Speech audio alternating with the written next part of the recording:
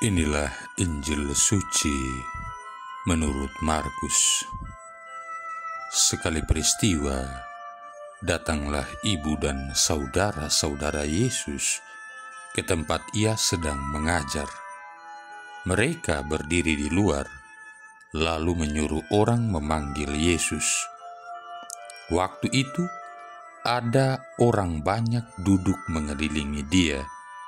Mereka berkata kepada Yesus, "Lihat, ibu dan saudara-saudaramu ada di luar dan berusaha menemui engkau." Jawab Yesus kepada mereka, "Siapa ibuku? Siapa saudara-saudaraku?" Yesus memandang orang-orang yang duduk di sekelilingnya itu, lalu berkata, "Ini ibuku dan saudara-saudaraku.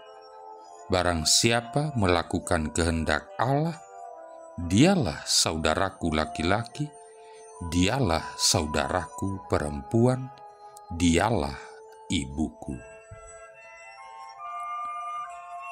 Demikianlah sabda Tuhan. Saudara-saudari yang terkasih, bacaan Injil hari ini yang menyinggung ibunda Yesus dan saudara-saudaranya kadang-kadang menyebabkan kesulitan yang berkaitan erat dengan doktrin Maria tetap perawan. Mengapa demikian? Karena apabila Yesus mempunyai saudari dan saudara, bukankah hal itu dapat diartikan bahwa Maria mempunyai anak-anak lain di samping Yesus? Jadi, Bunda Maria bukan seorang perawan. Namun, perlu dipahami bahwa doktrin Maria tetap perawan tidak dapat disimpulkan dari bacaan Injil Markus hari ini, karena kata dalam bahasa Yunani yang digunakan di sini untuk saudari dan saudara itu digunakan untuk saudara sepupu. Jadi, hal ini tidak perlu menyebabkan terjadinya kelumpuhan iman di antara kita. Saudara-saudari yang terkasih, kita memang dapat saja menjadi sedikit terkejut ketika kepada Yesus diberitahukan bahwa ibu dan saudara-saudaranya ada di luar dan berusaha menemui dia. Kemudian Yesus menanggapinya dengan mengatakan, "Siapa ibuku dan siapa saudara-saudaraku?" Pertanyaan Yesus yang tidak memerlukan jawaban ini memang sekilas terasa kasar, malah sangat menyakitkan bagi telinga yang supersensi. Namun kita harus melihatnya demikian. Dalam situasi ini, Yesus mengambil kesempatan untuk mengajar mereka suatu pelajaran penting. Sambil memandang orang-orang yang duduk di sekelilingnya, Yesus berkata, "Inilah ibuku dan saudara-saudaraku. Siapa saja yang melakukan kehendak Allah, dialah saudaraku laki-laki, saudaraku perempuan, dan ibuku."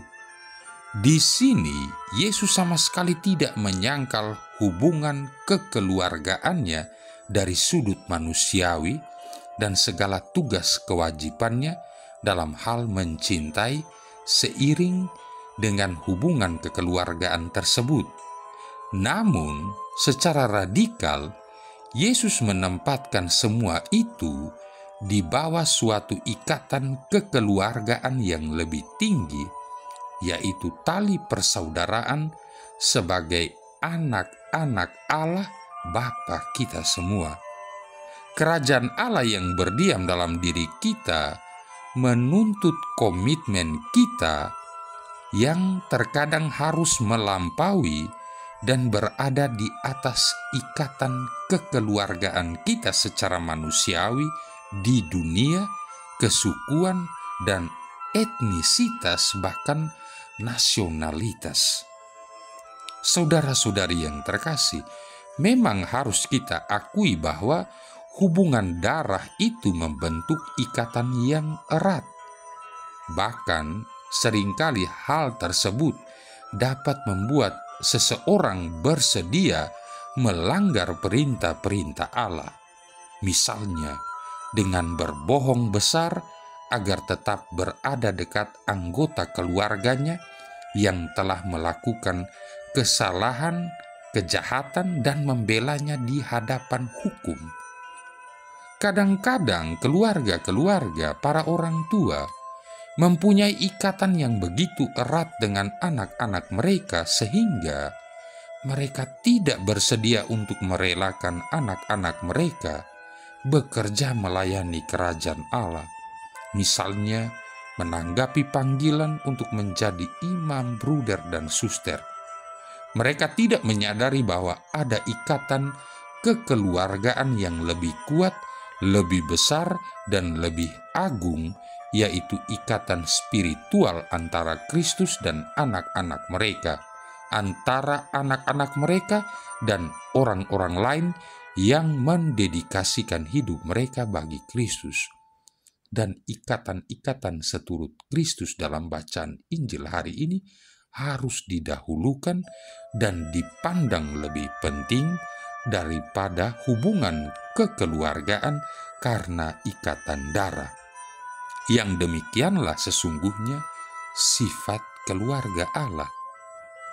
Saudara-saudari yang terkasih, Santo Fransiskus dari Assisi dalam surat pertama kepada kaum beriman menulis demikian, "Oh, betapa bahagia dan terberkatilah mereka itu, pria maupun wanita, apabila hal-hal itu mereka lakukan dengan tekun, karena roh Tuhan akan tinggal pada mereka, dan Tuhan akan memasang tempat tinggal dan kediamannya pada mereka. Maka mereka menjadi anak-anak Bapa Surgawi yang karyanya mereka laksanakan dan menjadi mempelai, saudara, dan ibu Tuhan kita Yesus Kristus." Kita menjadi mempelai bila jiwa yang setia disatukan dengan Tuhan kita Yesus Kristus oleh Roh Kudus. Kita menjadi saudara baginya bila kita melaksanakan kehendak Bapa yang ada di surga. Kita menjadi ibu bila kita mengandung Dia di dalam hati dan tubuh kita karena kasih ilahi dan karena suara hati yang murni dan jernih. Kita melahirkan Dia melalui karya yang suci yang harus bercahaya bagi orang lain sebagai contoh. Ada 5 hal yang menjadikan kita anggota keluarga Allah menurut Santo Fransiskus dari Assisi. Yang pertama, mencintai Tuhan. Yang kedua, mencintai sesama. Yang ketiga, membenci tubuh dengan cacat, celah, dan dosa-dosanya.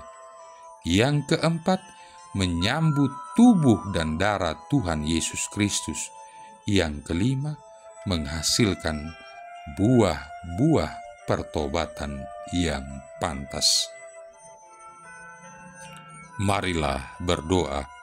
Allah Bapa Maha Kuasa dan Kekal, kehendak-Mu telah terlaksana sepenuhnya pada diri Yesus Mesias Tuhan kami yang taat setia melakukan kehendak-Mu. Kami mohon, semoga kami dapat menemukan dan memahami kehendak-Mu dan mewujudkan kedamaian dalam tingkah laku kami sehari-hari. Dengan pengantaran Yesus Kristus Putra-Mu Tuhan kami, yang bersama dengan Dikau dan Roh Kudus hidup dan berkuasa, satu Allah sepanjang segala masa. Tuhan memberkati kita sekalian, Bapa, Putra, dan Roh Kudus.